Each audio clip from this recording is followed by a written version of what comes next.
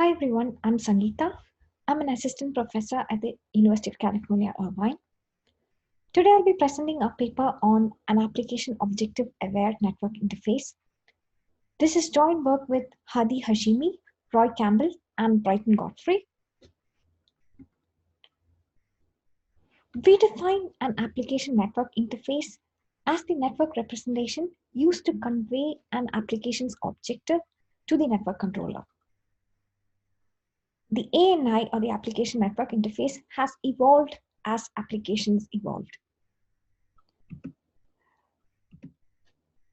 Earliest congestion control and traffic engineering protocols used packet as the ANI, and they cared about packet level metrics such as delay, jitter, and so on. However, these metrics proved insufficient to capture an application's performance. This led to the ANI of a flow, and flow completion time proved to be a better metric for measuring an application's performance. However, as applications became more complex and cloud-centric, even the flow ANI proved inadequate. And this led to the emergence of the coflow ANI. So a coflow is a set of parallel flows in a large distributed application. Typically, large applications such as MapReduce, where there are multiple parallel flows between two stages of computation. And the associated metric coflow completion time measures the flow completion time of the last flow in a coflow. And here the idea is that an application can progress to the next stage of computation only when the entire set of related flows finish. So we saw that the ANI has evolved over time, but what is the ultimate goal of an ANI? It is to translate an application's requirements to actionable network requirements that a network controller can act on. And are current ANI sufficient? Unfortunately, the answer is no. So in order to understand that, we look more carefully at today's applications. Most cloud applications today have complex interdependencies between computation and communication. To understand this, we look at a simple toy example. So here an application is split across three nodes A, B, and C. The computation on node C can begin only after both A and B finish, and C receives the flows F1 and F2. Now, if we look more carefully at computation at node C, we can see that the computation operation C1, which is the first operation, takes as input flow F1. So here it's important that F1 arrives as early as possible for the computation to begin. So here prioritizing flows based on computation in the succeeding stage is very important. Now, if we use coflows in this environment, coflow tries to borrow bandwidth from a lighter flow to speed up a heavier flow and to finish all flows early.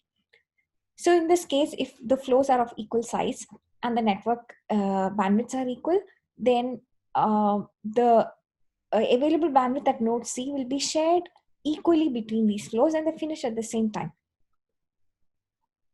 So this is the coflow optimized completion time, which is 2.5 seconds on the x-axis.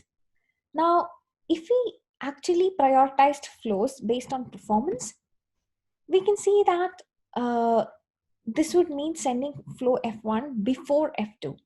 And as a result, computation C1 can start earlier than before, leading to better application completion time. And what we see is that current abstractions, even coflow, fail to capture these application level fine-grained details effectively. Now, what I showed you was a toy example. Is this very common in practice? The answer is yes. So first we look at distributed deep learning, which is a very popular workload today. So here we are looking at data parallel training with multiple workers and using parameter server for parameter aggregation. So typically workers receive a batch of input, compute updates to parameters, which are sent to the parameter server that aggregates it and sends them back to the workers.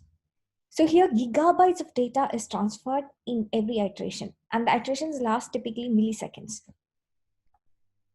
Now, if we look at the TensorFlow model or even PyTorch, any framework today, the computation is represented using a DAG, and it has two stages. First, it receives a batch of input data, and in the forward pass, it computes a loss function based on the updated parameters. So here the latest parameters are read, and then in the back propagation phase, the parameters are updated based on the loss. Now, if we look carefully, we can see that the parameters are not all consumed at the beginning of the iteration. They are consumed at different stages in the computation, just as we saw earlier.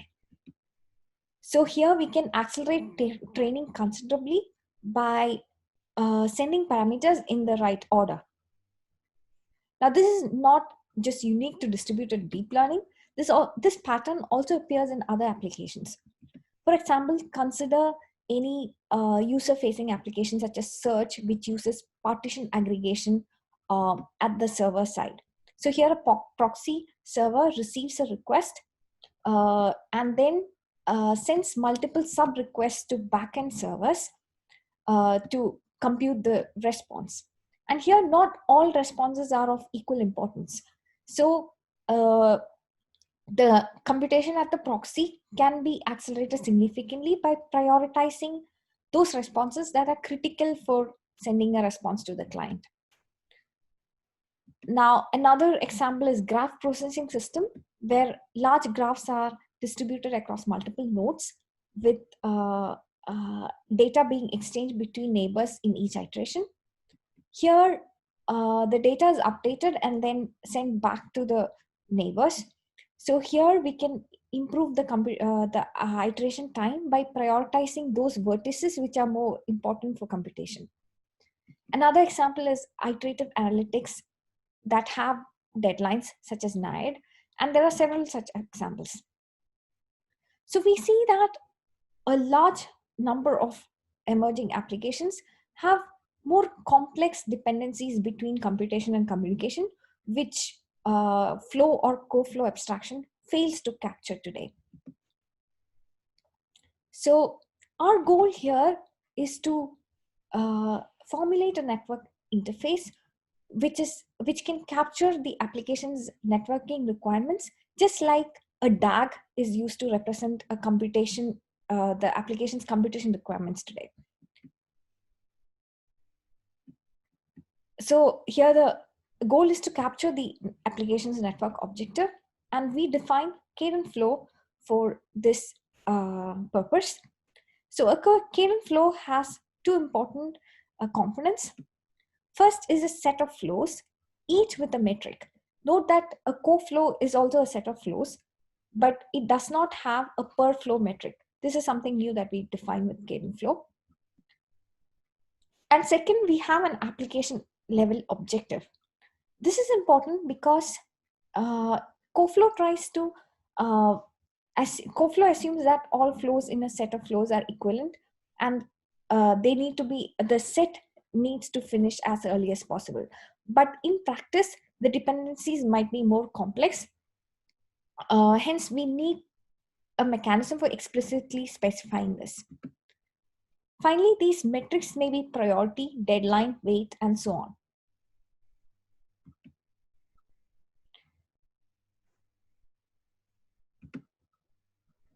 Now, as we saw earlier, if we can specify the dependencies more efficiently, we can improve the application completion time. But it's not just that application completion time. A better ANI like CadentFlow can also provide another advantage, which we capture using CCT flexibility ratio. So here, when the flows are flexible, we can borrow bandwidth from this application and help and give it to other applications that have more tight constraints. So we capture this using the metric CCT flexibility. So this is the early example that we saw. Here, when we prioritize flow F1 before F2, we can improve the completion time. Now, suppose this application is bottlenecked on computation. So here, for example, suppose the first operation C1 takes double the time. Now, flow F2 or the computation C2 requires F2 only after C1 completes. So this gives us the flexibility to schedule the transfer F2 anywhere in the window between 0.5 and 1.5. So this gives us the ability to delay some flows without affecting an application's performance. So here, the best case coflow completion time on the in the example on the right hand side is still 1 second, similar to the one on the left hand side. But up to a delay of 1.5 seconds is tolerable in the second flow because the application is bottlenecked on computation.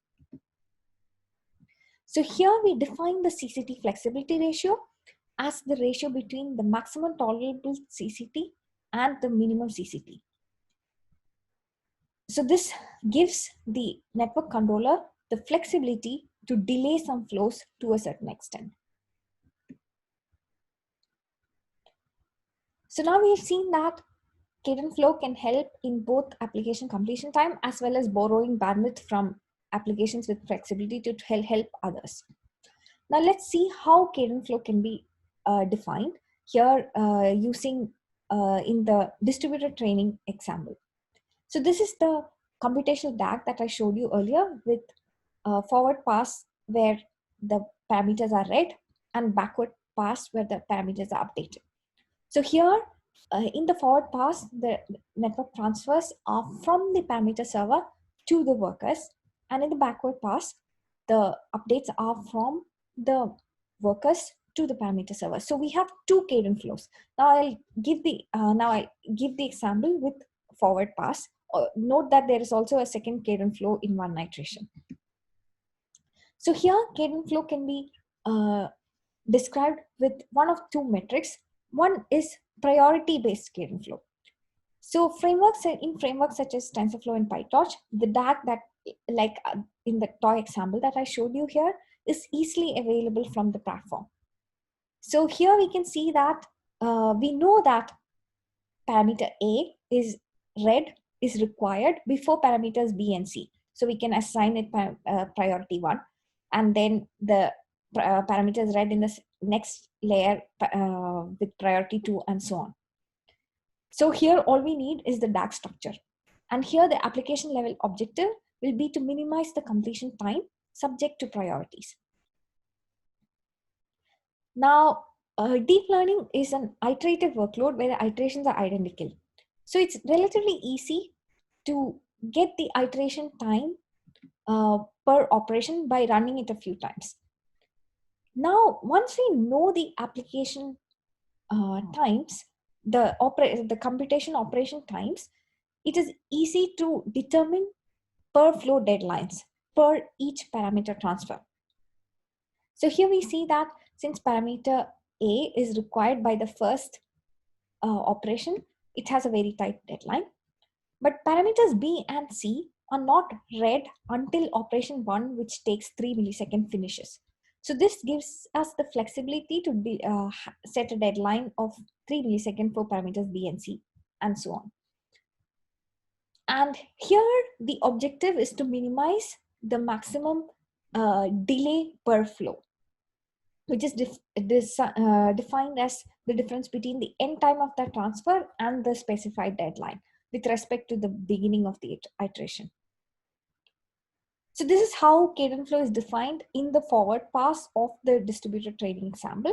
We have more examples of CadentFlow definition in the paper. So now that we have defined CadentFlow, next we would like to know how much performance improvement we can get with this representation.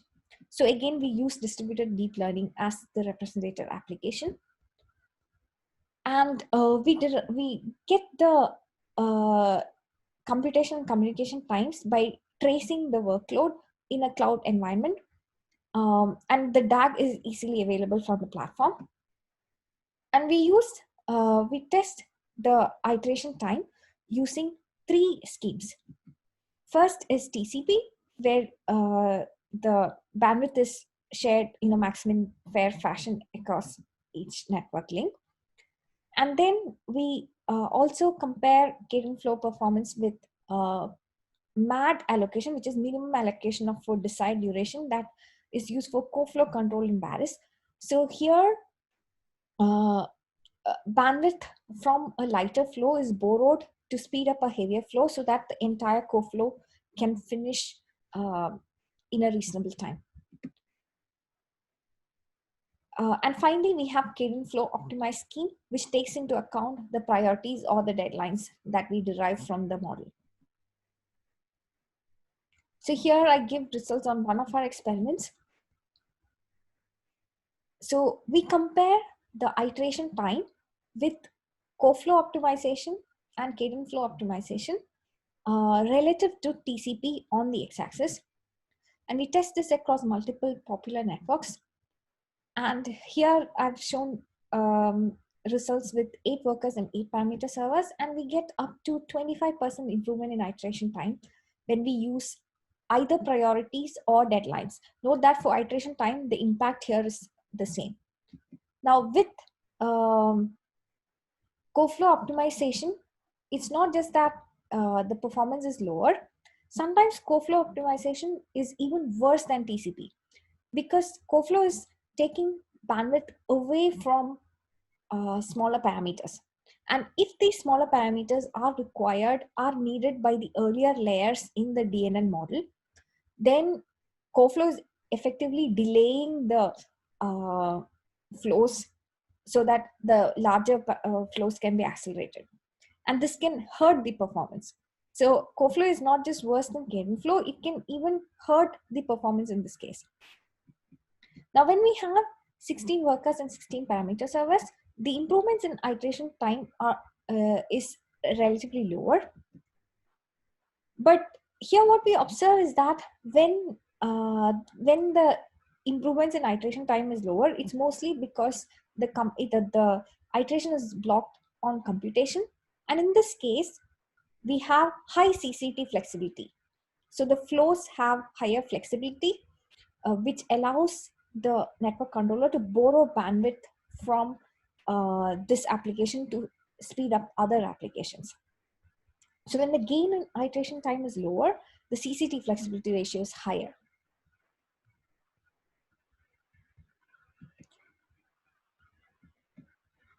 So, I presented some of the performance advantages that we can get with deep learning workloads.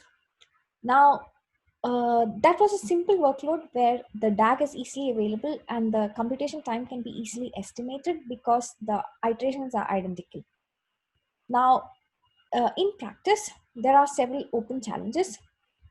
First, extracting the application objective may not be as easy in other applications where there is more variability across iterations. And second, even if we manage to get the complete CadentFlow and application, and when multiple such applications coexist in a network, we need to design network controllers that can handle very diverse set of application objectives in an efficient way. So it's not clear how scheduling algorithms can be designed when there are conflicting objectives. So there are questions regarding fairness in this environment. And finally, CadentFlow relies on a lot of additional information compared to existing ANIs. So real-time decision making with such complex information is a difficult challenge. And finally, designing various ways of implementing the scheduling algorithms across the in-host and in and in the network, in the switches, need to be explored further. So there are so many open challenges, and at a high level, we need to also think whether CadentFlow is sufficient. Are there any cases that this ANI does not capture? This is just a first step towards capturing the complex interdependencies between the computation and communication in today's applications. Thanks for listening to my talk. If you have any questions, please feel free to reach out to me at this email.